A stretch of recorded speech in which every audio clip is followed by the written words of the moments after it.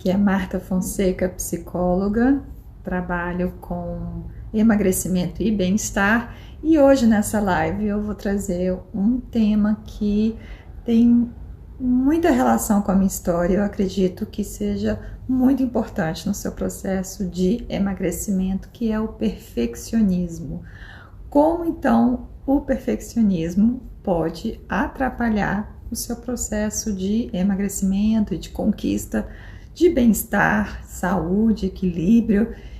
Bom, eu ajudo pessoas a conquistarem seu peso ideal pelo caminho do bem-estar e não pela dor. E antes de entrar no assunto mais conceitual, eu vou contar para você a minha história com o perfeccionismo, ou a minha luta contra o perfeccionismo.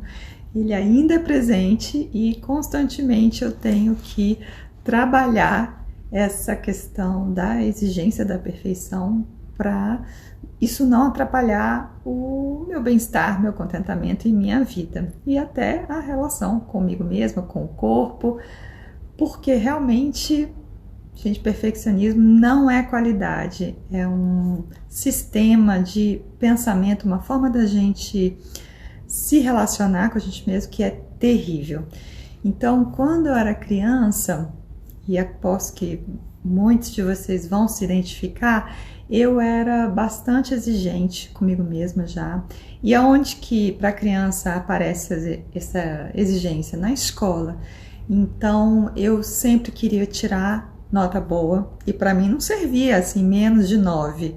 Se eu tirasse abaixo, 9, 9,5, eu já ficava super chateada, me sentindo mal. Minha mãe conta que eu chegava em casa chorando. Eu não me lembro muito disso não, mas acho que eu apaguei essa parte assim tão pesada dessa cobrança.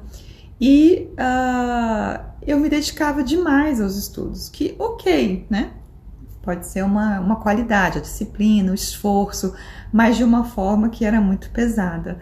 Deixava de brincar com as amigas na escola, ia para a sala fazer dever de casa ou estudar, e estava sempre com essa preocupação, ou seja, tornava ali o estudar ou a relação com os estudos conflituosa, pesada.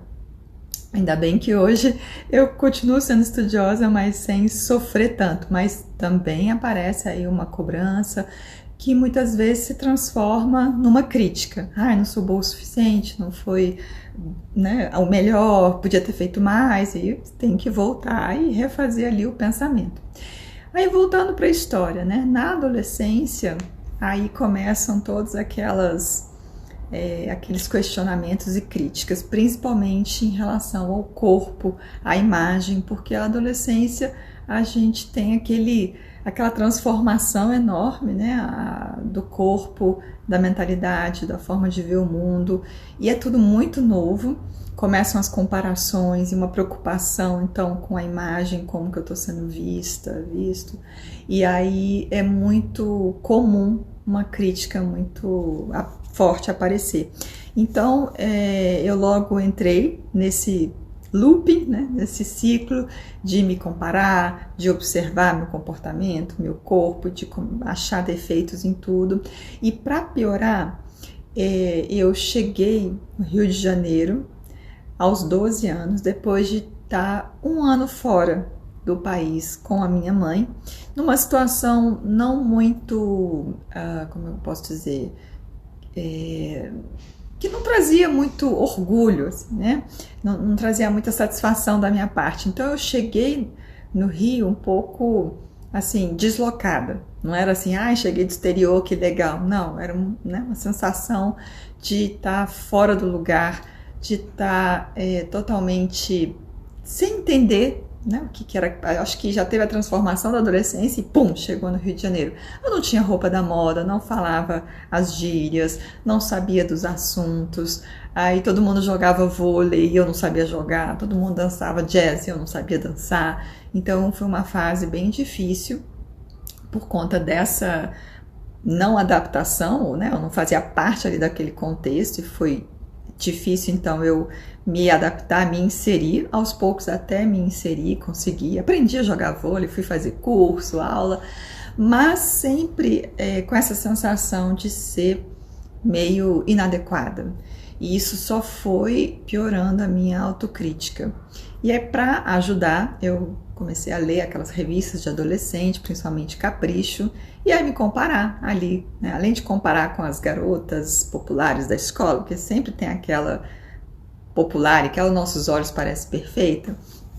Então a gente se acha menos, se acha com menos valor, menos bonita. E também comecei a me comparar com as modelos lá da revista e com aquela imagem, aquela mensagem que é passada numa revista de sucesso, de ser tudo descolada, todo mundo feliz. Então você, ao mesmo tempo que, né, lê uma revista, hoje em dia, né, são as redes sociais, no caso, dá pra gente fazer essa comparação, mas ao mesmo tempo que você vai ali para se divertir, para se distrair ou se informar, aquilo termina te fazendo muito mal. Então comecei a me achar cada vez mais feia ou com defeitos, ai, tem celulite, ai, tem estria, porque quando você olha uma foto, seja na revista naquela época, seja numa rede social, tem ali um filtro, tem uma luz, tem um melhor ângulo, e aí você olha para o seu foco é da crítica, é da repreensão, então a comparação fica muito injusta. E aí comecei naquele ciclo de insatisfação, de crítica, de não aceitação, e a comida terminou entrando aí como um alento, um conforto, um refúgio, um prazer, né? Já que eu não estava tendo prazer comigo mesma, ou até com a minha vida, quer dizer, eu tinha prazer com a vida, mas era aquela coisa meio... fica pesado, né? Quando você tem essa crítica tão forte, essa não aceitação, não fica leve, traz um mal-estar. Então, comecei a comer mais, e principalmente doces, e sorvetes, e chocolate, para ter ali um momento de... Bom, tem até explicações neurofisiológicas, né, que desencadeia neurotransmissores ali do prazer, de acalmar, mas nem precisamos ir por esse ponto, né, mas só o alento, o conforto de comer uma comida doce, uma comida gostosa, já ajuda nesse estado aí tão crítico, tão pesado consigo mesma, consigo mesmo e com a vida. E aí você come mais, começa a se criticar porque comeu além da conta, comeu quando devia, aí começa a engordar, aí se critica mais ainda, aí termina comendo mais e entra num ciclo terrível que só vai aumentando o mal-estar, aumentando esse comportamento inadequado de comer a toda hora ou comer alimentos, né, não muito saudáveis e aí leva realmente a engordar. Foi aí que eu comecei e desenvolvi realmente uma compulsão e engordei 20 quilos até os meus 18 anos. E só quando eu consegui trabalhar a minha autoaceitação, consegui, vamos dizer assim, ficar em paz com os meus defeitos. Quem não tem defeitos, né? Falhas, quem não erra. E aí só quando eu, pelo trabalho da minha terapia ou comigo mesma, que eu consegui estar com mais leveza com a minha pessoa, com mais aceitação, é que aos poucos eu fui tendo uma relação diferente com a comida, com o meu corpo, comigo mesma, fui me aceitando e fui deixando de precisar desse conforto, desse alento, desse refúgio da comida e fui naturalmente emagrecendo. Então, o que está de errado com o perfeccionismo, né? Por que ele é tão ruim para esse bem-estar e a conquista de um peso equilibrado? Porque o que ele termina trazendo é uma visão de que é pelo sofrimento, é pela crítica, é pela repreensão que você vai melhorar, que você vai mudar, que você vai evoluir. Então as pessoas terminam achando até uma vantagem, uma qualidade, não, que eu sou super exigente comigo mesmo, sou super crítico. Então na questão da dieta, do emagrecimento, por exemplo, aquela ideia de que eu vou colocar uma foto de eu bem gorda, bem horrorosa, para eu lembrar que eu não quero ser desse jeito e para me estimular a mudar, mas você só está estimulando a autocrítica, a repreensão, a culpa e o mal-estar. E aí, quem é que consegue ou quem é que quer se cuidar e ter bons hábitos e ter motivação, ânimo para fazer os esforços necessários, né? Ir para academia e comer saudável, se você está ali num mar de críticas, de condenação e de mal-estar, fica muito mais difícil. Então, o caminho da dor, o caminho da crítica, da cobrança, da autodisciplina não funciona.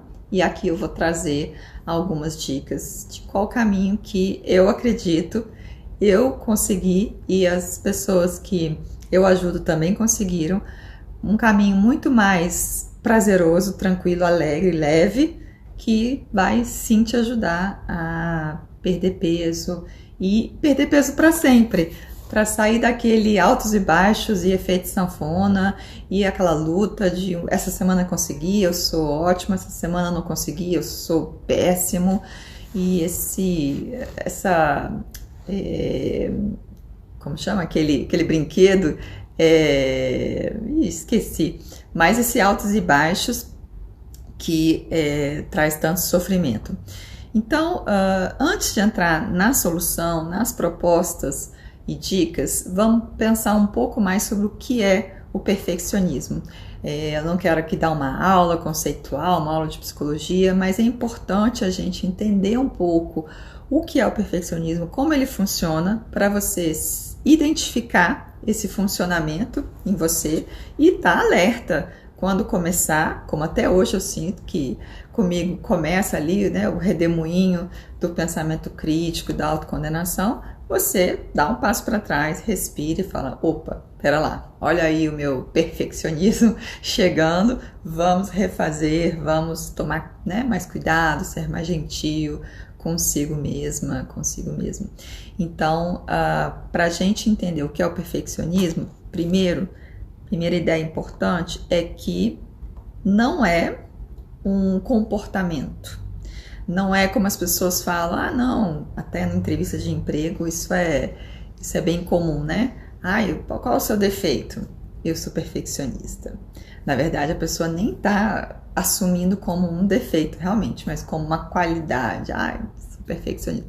Então, não é um comportamento como, por exemplo, você buscar excelência, você sempre querer melhorar, ou até ser detalhista e, por exemplo, vou escrever um texto e aí revisar, ou então se eu quero, né, vou fazer uma dieta, eu ser bem minuciosa, estudar bastante e ser um pouco radical. Não é um comportamento, não é algo que aparece ali nas ações concretas, é um sistema de pensamento, é uma forma de você enxergar você mesmo, você mesma, e de se relacionar com os outros e com o mundo. Então, como que é essa forma? Simplesmente só aceitar a perfeição. Só aceitar que você seja perfeito e faça as coisas perfeitas. Porque se não fizer perfeito, eu não vou ser amada, eu não vou ser aceita, eu não vou ter valor. Então, percebe a diferença? Uma coisa é você ser exigente, você ser minucioso e querer ali buscar excelência e estar sempre se esforçando. Claro que se exagerar demais, excelência fica tenso, fica pesado, mas ainda assim você está focando no comportamento e no resultado das ações e não na sua concepção, na sua definição de quem você é e do seu valor. Então, como é uma postura, uma visão em relação a você mesmo, geralmente a pessoa aciona ou associa a um pensamento de tudo ou nada. Então, só serve se for perfeito. Como a gente não consegue ser perfeito, o que vai acontecer? Eu vou desistir, eu não sirvo, eu não faço. Então fica, a gente chama de distorção cognitiva, um modo de pensamento, tudo ou nada, preto ou branco.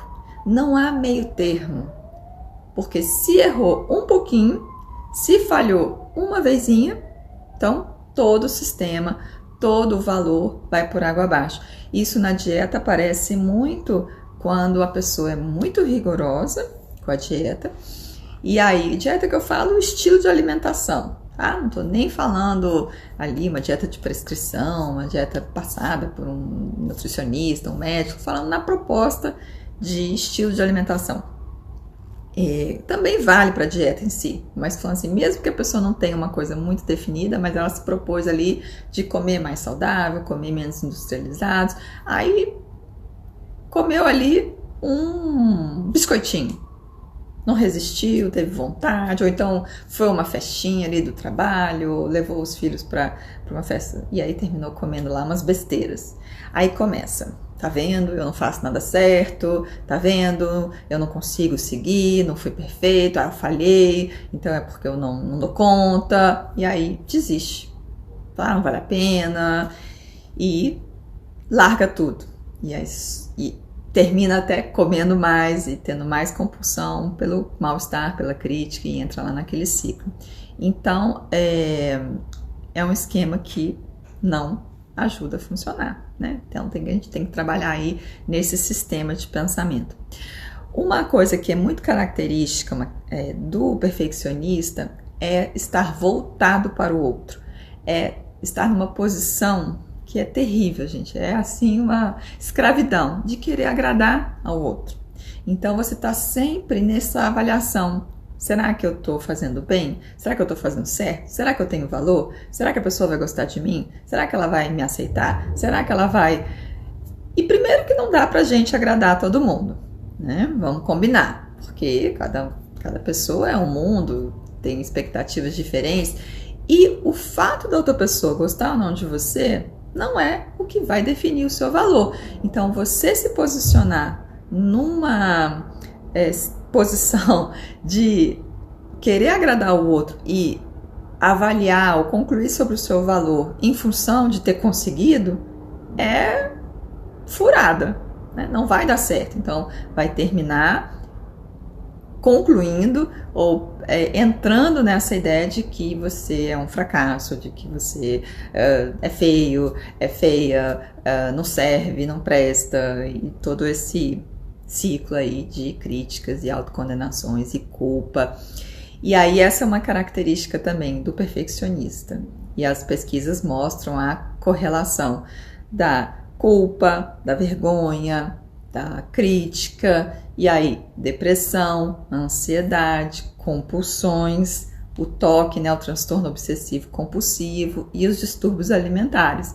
Então as pesquisas mostram que quem tem esses transtornos ou esses modos de funcionamento e esses sentimentos, como a culpa, a crítica, tem a característica do perfeccionista, ou é possível de classificar ali como perfeccionista. Então, as duas características, né, perfeccionismo e todas essas que eu descrevi, depressão, ansiedade, distúrbios alimentares, estão caminhando juntos. Então, preste atenção, se analise aí e veja se você se encaixa nesse quadro. Vamos ver aqui o que mais que eu anotei para não deixar nenhum ponto importante de falar para vocês.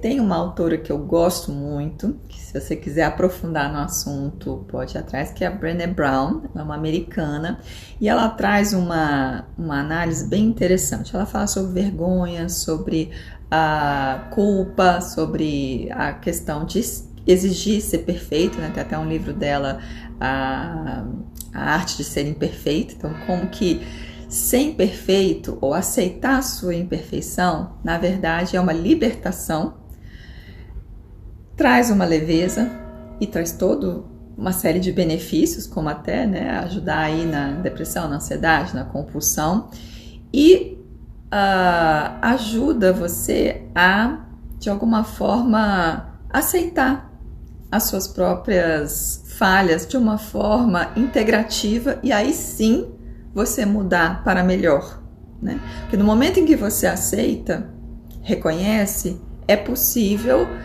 trabalhar numa transformação, numa mudança, numa reconstrução.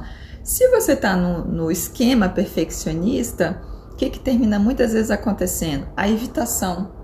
você vai evitar tomar riscos. Ah, pra que eu vou fazer isso aí? Vai dar errado mesmo, eu não presto, eu não dou conta, eu não consigo, ou eu quero paquerar alguém. Ah, não vou nem tentar, porque eu sou gordo, eu tenho celulite, eu tô feio, eu tô fora de forma. Então você evita tentar as conquistas, tentar o esforço necessário para conseguir as coisas, e aí fica ali preso no seu mundo e sem, ou seja, vamos dizer assim, é uma profecia autorrealizadora, que também é um conceito interessante, né?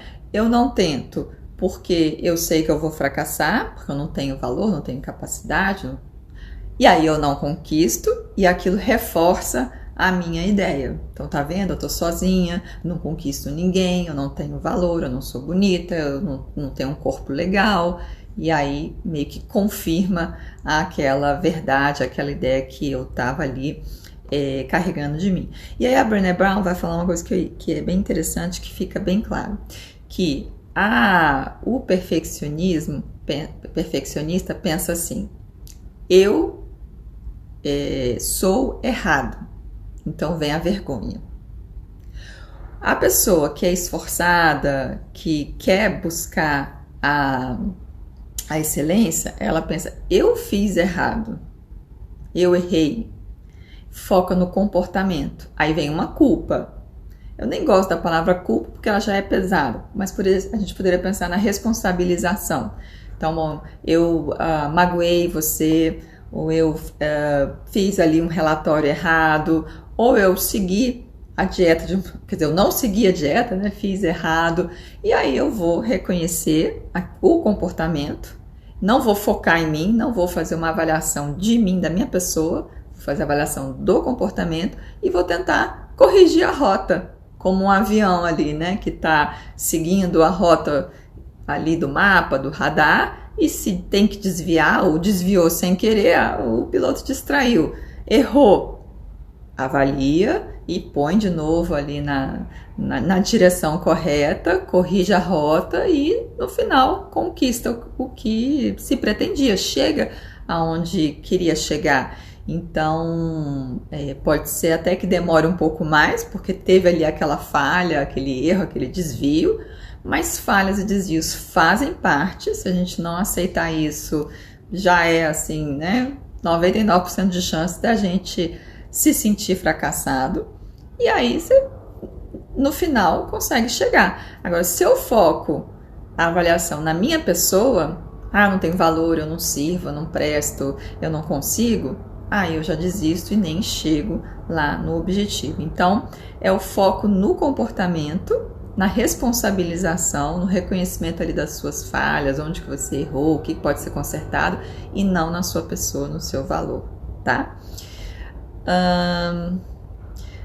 E um ponto que a gente pode refletir, como eu até falei na minha história, né, o lugar que uma revista de adolescentes teve para mim, e hoje que a gente tem que tomar muito cuidado, não só para os adolescentes, mas até nós já adultas, né, o lugar da rede social, das redes, né, Instagram, Facebook, que podem ser muito positivas. Estamos aqui conversando, tentando te ajudar, trazendo conteúdos importantes, informativos, mas é muito fácil a gente entrar nessa cobrança de ser perfeita, porque, né, o que é mostrado, claro, é o lado perfeito da vida, e as fotos são retocadas, muitas vezes são alteradas, mostram um cenário que não existe, e aí eu começo a achar que só eu tenho celulite, só eu tenho gordurinhas localizadas, só eu tenho cicatriz de acne, só eu que gaguejo numa live, só eu que não faço viagens maravilhosas, e isso vai alimentando ali a desvalorização, a depressão, o sentimento de fracasso. Então, muito cuidado com as redes sociais e com vamos chamar assim, a positividade tóxica, né? Eu sempre tenho que estar bem, sempre tenho que estar tendo resultados positivos, e aí uma dificuldade da gente aceitar esses desvios da rota, essas falhas, esses pequenos erros, e integrá-los no nosso projeto maior ou na nossa concepção maior da gente mesmo, que assimila, aceita aí as falhas, os limites, porque nós não somos tudo ou nada, não é preto ou branco. Eu tenho valor, não tenho valor. Eu sou bonita ou não sou bonita? Eu sou legal ou não sou legal? Não, as contradições, as oposições fazem parte. Tem coisas boas, tem coisas ruins, tem qualidades, tem defeitos, e poder integrar isso num todo que tem valor, né? Então, o perfeccionismo, ele, como a gente pode ver, tem todos esses dinâmicas de funcionamento que não fazem bem, que trazem muito mal-estar, sintomas, dificuldades emocionais, sociais, profissionais, e ajuda a manter aí esse ciclo do efeito sanfona, de engordar e de se sentir mal e não conquistar aí bem-estar. Tá, falei algumas características bem importantes do perfeccionismo, o que é, como funciona, como ele aparece. Você pode se identificar, reconhecer e se autoanalisar e tomar uma consciência. Mas e aí, o que a gente faz? O que é possível de fazer para, pelo menos, contornar o perfeccionismo? Claro, uma terapia sempre é bom, eu sou aqui, né, advogada da terapia, porque você vai fundo, entra num processo de autoconhecimento, entender ali da onde vem isso, como que você se relaciona com essa questão de querer agradar o outro. Você foi, por exemplo, uma criança que as pessoas parabenizavam demais os seus resultados, suas performances, e aí você se associou a isso. Então, eu só sou amada, reconhecida ou boa se eu tirar 10 na escola. Não que tenha que acontecer isso, né? Minha mãe, por exemplo, ela não me cobrava, era uma coisa minha mesmo, pelo contrário. Mas a questão interessante é você ver na sua história como e por que esse perfeccionismo foi aparecendo, que aí traz mais autoconsciência. Você consegue aí criar uma outra história e uma outra forma de lidar com o mundo e com as pessoas, não nesse ponto de querer agradar e sempre estar perfeito para ser amado e aceito. Então, além da terapia, o que a gente pode já colocar em prática assim hoje? Não vamos deixar para amanhã, não vamos esperar ser perfeito para poder fazer. Tem isso também em dieta, né? Eu só vou começar quando eu tiver todos os ingredientes, já tiver tudo pronto. Eu vou começar na segunda, matriculada na academia e com todo o esquema do que eu vou comer. Não precisa, gente, não precisa. É outra característica interessante, importante do perfeccionista. Só serve um projeto, né? Só está na hora de colocar em prática se ele estiver perfeito. E aí você vai adiando, vai procrastinando, que é muito comum, porque nunca vai estar perfeito. Então tem aquele comportamento da evitação e tem esse de nunca colocar em prática. Então ponha o projeto da sua nova alimentação mais saudável, emagrecedora, aos poucos. Não tem todos os ingredientes. Não tem uma pizza, vou ter que comer a pizza, ok, mas pelo menos no almoço você foi bem, no outro dia você faz um pouquinho melhor e vai progredindo. Então, o que a gente pode fazer de prático para sair desse esquema ou evitar, contornar esse modo de pensamento aí perfeccionista? Primeiro é trabalhar nos seus objetivos. Então, se você quer alguma mudança, se você tem algum projeto, por exemplo, mudar a sua alimentação, pare, se organize, pense, de preferência escreva, que é mais concreto, né? Ajuda a gente a organizar os pensamentos, e trabalhe nos seus objetivos. Na mentoria, na nossa comunidade, a gente tem exercícios e formulários ali do coaching para trabalhar esses objetivos, mas você pode fazer também sozinho em casa, e começando por definir esses objetivos de uma forma o mais concreta possível, mais mensurável e mais específica. Então, por exemplo, uma coisa é você pensar, eu quero conquistar saúde e um peso equilibrado. Tá, o que é saúde para você? O que é um peso equilibrado? Porque se a gente não define exatamente onde a gente quer chegar, a gente vai chegar em qualquer lugar, que é nenhum lugar, né? Se o avião não tem ali a rota, o destino no final, ele vai ficar sobrevoando e, né, vai acabar o combustível, vai, ó, cair e não vai chegar em lugar nenhum. Então, defina onde você quer chegar. Você quer emagrecer, quer ter saúde? Como você define o seu peso ideal, peso equilibrado? Como que você define a sua saúde? Então, eu quero... E é interessante, importante você colocar prazos e prazos realistas, né? Então, eu quero em 3 meses atingir tal peso, eu quero melhorar os índices de glicose, insulina e colesterol dos meus exames em tanto, né? Então vou regular ali minha glicose que está 100 e tantos para 90. Então tenta concretizar, materializar, porque primeiro que fica mais realista, possível de chegar, você concretiza, você consegue focar naquele resultado e você consegue planejar então os passos que precisam ser feitos. E é interessante você separar, dividir em fases. Então no primeiro mês vai ser assim, no segundo mês vai ser, né? Coloca ali objetivos e metas pequenos para evitar a frustração, que se eu coloco uma coisa muito grande, idealizada, eu vou me frustrar.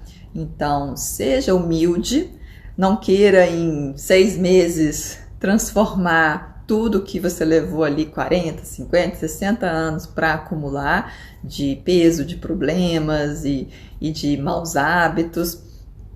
Então, trabalhe aí os seus objetivos, escreva, faça mapas mentais e depois finalize ali com quais objetivos, em quanto tempo e quais os passos. E aí, gente, comemore as conquistas, né? Nesse mês você conseguiu perder os quilos que você queria, conseguiu melhorar os seus exames, conseguiu mudar alguns hábitos, comemore, reconheça o seu mérito. Não conseguiu, avalie por quê. Ou avalie se estava esperando demais, colocou objetivos altos demais, refaça o planejamento. Então é algo que está sempre sendo revisto, está sempre sendo replanejado, porque um planejamento ele é para não dar certo, vamos dizer assim, né? Porque sempre tem, como a gente falou, desvios da rota, tem falhas, a gente calculou mal, mas se você vai e avalia com gentileza, com racionalidade, sem jogar ali uma definição do seu valor, mas avaliar o que deu errado, qual comportamento, qual estratégia deu certo ou não, você refaz seus objetivos e refaz o caminho, os passos, as ações que você precisa para chegar naquele objetivo. Então, um dos pontos é esse, trabalhar com os objetivos. Um outro ponto que é muito interessante, que é até baseado num trabalho de um psiquiatra que chama Jeffrey Schwartz, americano. Ele tem um trabalho voltado para quem tem TOC, transtorno compulsivo obsessivo, mas que se aplica a várias outras formas, como a gente viu, de pensamento rígido, como é o perfeccionismo. E o perfeccionismo está muito presente no TOC, como eu coloquei antes, e que ele fala da neuroplasticidade, ou seja, o quanto, não só ele, né, tem vários outros profissionais, neurologistas e médicos e psicólogos que estão falando nisso hoje em dia, mas definindo, né, a neuroplasticidade é a capacidade do cérebro ser modificado, dele ser adaptado, melhorado e contradiz aquela ideia que já foi por muito tempo difundida de que depois da infância os neurônios são os mesmos, funcionam do mesmo jeito e mudar o funcionamento, a estrutura do cérebro é praticamente impossível ou muito difícil depois de adulto. Então, é uma visão de que nós temos plasticidade, nós temos flexibilidade e que você, ao treinar o seu cérebro, ao treinar o seu pensamento, você consegue mudar o seu sentimento e consegue também mudar as suas ações, né? Porque se eu estou pensando de um jeito diferente, eu estou sentindo de um jeito diferente, eu também vou agir de um jeito diferente. Então, parece um pouco forçado no início, mas é um exercício que ao longo da repetição, ao longo você vai naturalizando, vai automatizando e depois quando você vê, já está pensando, sentindo e fazendo de um jeito diferente. Então, como seria o passo a passo desse treinamento, vamos dizer assim? Primeiro é o que ele chama de rerotular, né? Não tem uma tradução muito boa para o português, mas é de você ter uma autoconsciência, estar presente e conseguir identificar o seu sentimento ou o seu pensamento e colocar um nome, de você renomear. E isso é até um exercício bem comum nas meditações, é bem interessante e que te ajuda nesse aprendizado, nesse processo. Então, você identificar, eu estou sentindo aqui um mal-estar, é raiva ou frustração porque eu não consegui tirar o 10 no trabalho, né, da faculdade. E não, né, embarcar num pensamento, num sentimento de que eu não sirvo, eu não presto, eu não dou conta, eu faço tudo errado. Então, quando entrar nesse looping, nesse ciclo, você, deixa eu tentar identificar qual é o sentimento, qual é o pensamento, o que me levou e colocar um outro nome, um nome mais adequado ou mais conectado com o sentimento que você tem mesmo, né? Que são esses básicos, raiva, tristeza, medo, alegria. Então você pode ter esse exercício aí de autoconsciência e até usar a meditação para conseguir esse treino, essa capacidade. E aí depois que você identificou e nomeou o que você está pensando e sentindo, a segunda etapa é você reenquadrar. Então, como eu falei, você identificou ali, eu estou me sentindo sem valor porque eu não consegui tirar uma nota boa, ou porque o meu relatório não foi bem aceito pelo chefe, ou estou me sentindo sem valor porque eu não consegui seguir o meu plano alimentar da semana. E aí você recoloca num outro quadro, você identificou e vai reenquadrar. Tentar colocar uma outra forma de interpretar esse sentimento, esse pensamento que saia daquele padrão do tudo ou nada, preto ou branco, eu sirvo ou não sirvo. E um outro aspecto desse reenquadrar é você lembrar que o que você sente não necessariamente é a realidade, não necessariamente é a verdade. Então, quem tem essa visão mais vinculada à dinâmica do perfeccionismo, normalmente esquece, né, pela rigidez do pensamento, esquece que a gente está só pensando ou só sentindo. Então, quando eu penso assim, a pessoa não quis me paquerar, me namorar, porque eu tô gorda. Então, eu sou feia. Então, eu sou... Não, só porque você está pensando isso, não quer dizer que é verdade. Tem que lembrar, né? Então, tem que reenquadrar. Não, isso é um pensamento meu, tem a ver com o meu perfeccionismo, com a minha autocrítica, com a minha dificuldade de me aceitar, com a minha culpabilização por tudo que acontece no mundo. E aí...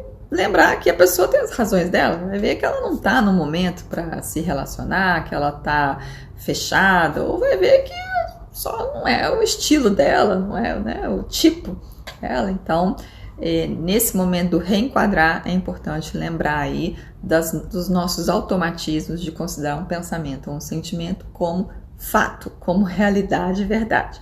Então, primeiro identifica e nomeia o pensamento, sentimento que você está tendo, depois tenta reenquadrar, colocar num contexto mais amplo, mais flexível. E refocar, que ele coloca, né?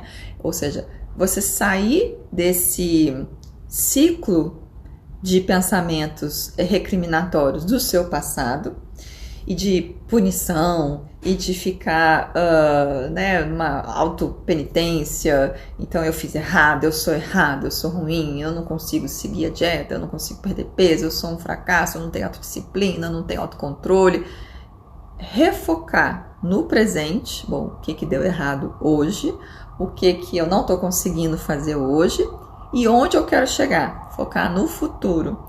Porque no momento em que você foca no futuro, e aí você pode retomar ali os seus objetivos que você mapeou, que você descreveu de forma concreta, específica, realista, o seu cérebro, e aí junto o seu sentimento e as suas ações vão estar já, vamos dizer assim, antecipando aquele futuro. Você já vai estar se preparando, você já vai, né, sentir aquela motivação para, não, eu quero chegar lá, vamos refazer aqui a rota e colocar toda a energia e o foco naquele objetivo lá do futuro para eu conquistar.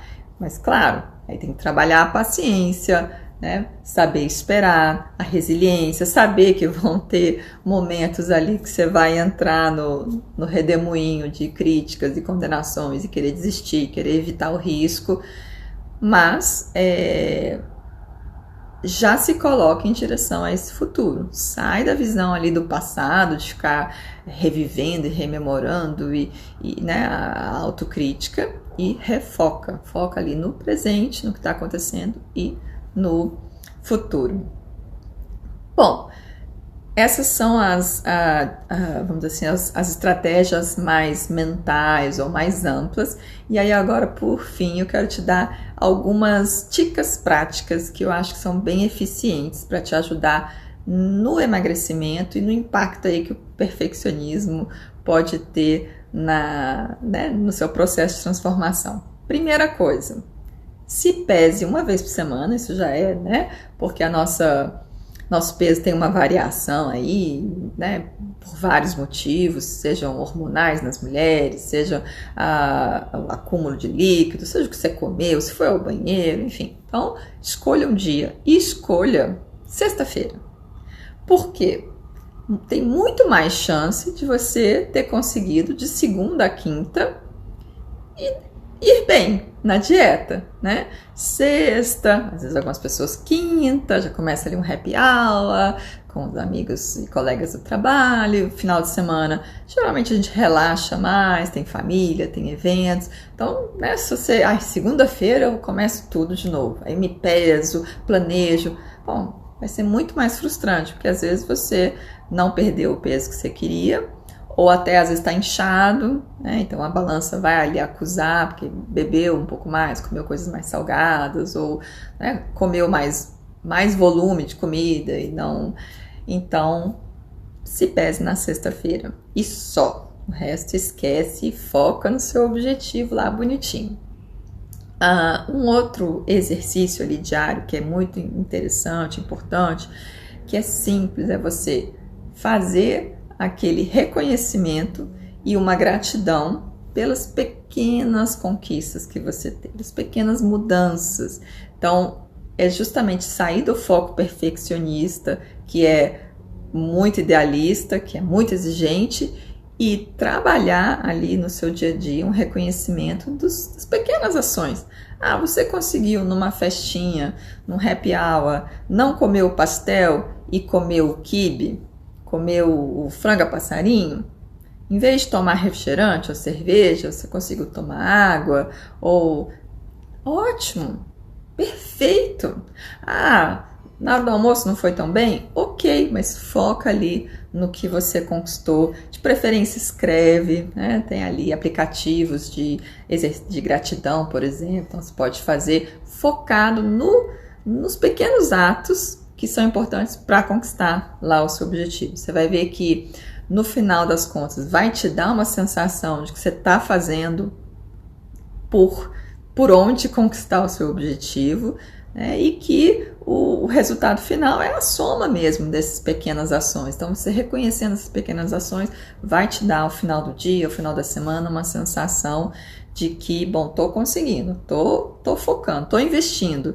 E aí o tamanho ou o foco das falhas, dos desvios de rota vai ficar menor e aí você, ou vai ficar mais equilibrado pelas coisas boas e positivas que você conseguiu, e não vai ter um peso tão grande, não vai ter aquela força tão impactante de você querer desistir. Ai, não consigo mesmo, só faço tudo errado, né? Então foque ali nas pequenas conquistas e agradeça, reconheça que você conseguiu. Um outro comportamento que é bem interessante é de assumir para você mesmo suas falhas e assumir para um outro. Escolha uma pessoa que você tem confiança, que você se sente à vontade de poder assumir suas falhas. A Brené Brown, ela fala na pesquisa dela, no trabalho dela, que a vergonha, ela é avessa ao compartilhamento. Então, se você fala, assume, putz, tive mais um episódio de compulsão, comi até o pé da mesa lá em casa e foi um horror, em vez de tentar esconder. Eu era assim, tinha lá meus episódios de compulsão, de bulimia, de comer, né? Mas era sozinha. E pergunta se eu assumia para as pessoas. Não, ninguém sabia. Só hoje que eu tô aqui falando, né? Hoje não, já tem um tempo. Quando você tá em paz com as suas falhas, com seus defeitos, com seus comportamentos vergonhosos, não aceitos ou não valorizados socialmente, é que você pode ter mais aceitação, integração e bom humor. E o bom humor, gente, é tudo, ajuda muito, porque se a gente, né, o bom humor é o antídoto do perfeccionista. O perfeccionista é aquela pessoa dura, rígida, crítica, chata, né? Nossa, eu sou super chata e era mais ainda, tô conseguindo ali, né? Então é uma arte você conseguir fazer piada de si mesmo, fazer piada dos seus defeitos, das suas falhas e assumir. Claro que você não vai sair falando para todo mundo. Quer dizer, se você conseguir, tudo bem, né? Mas no começo, quando vai ser difícil, você vai se sentir constrangido, com vergonha, escolha uma pessoa que você tem confiança, que você sabe que não vai te julgar, que não vai entrar ali numa coisa de tentar nem minimizar e nem te criticar. Só vai escutar com empatia, alguém que você possa se colocar como vulnerável, que você vai treinando aí essa força, essa resiliência de não ter medo dos seus defeitos, das suas falhas, dos seus comportamentos ridículos ou feios, ou, né, como, por exemplo, um ataque compulsivo ali à geladeira. Então é isso. Tenha bom humor, compartilhe com alguém, assuma as suas falhas e comemore as pequenas conquistas, pequenas mudanças. Bom, acho que era isso que eu queria falar sobre o perfeccionismo e como que ele pode ser péssimo para a sua vida em geral e para a conquista aí do seu corpo com o peso equilibrado, para o seu bem-estar principalmente, porque não dá para se sentir bem com tanta exigência, tanta crítica. E se tiver ficado alguma dúvida, algum ponto que você queira que eu aprofunde, me mande aí uma mensagem. Estou aqui no Instagram, estou lá no YouTube, no Facebook, tenho meu e-mail lá no blog, no meu site. Assine o meu canal, dê o seu joinha para eu saber que estou indo no caminho certo, bom, que está te ajudando, e eu vou adorar te responder e a gente começar uma conversa. Até terça-feira que vem, estou fazendo então lives terças e quintas, às 3 da tarde do Brasil. Até semana que vem, beijos!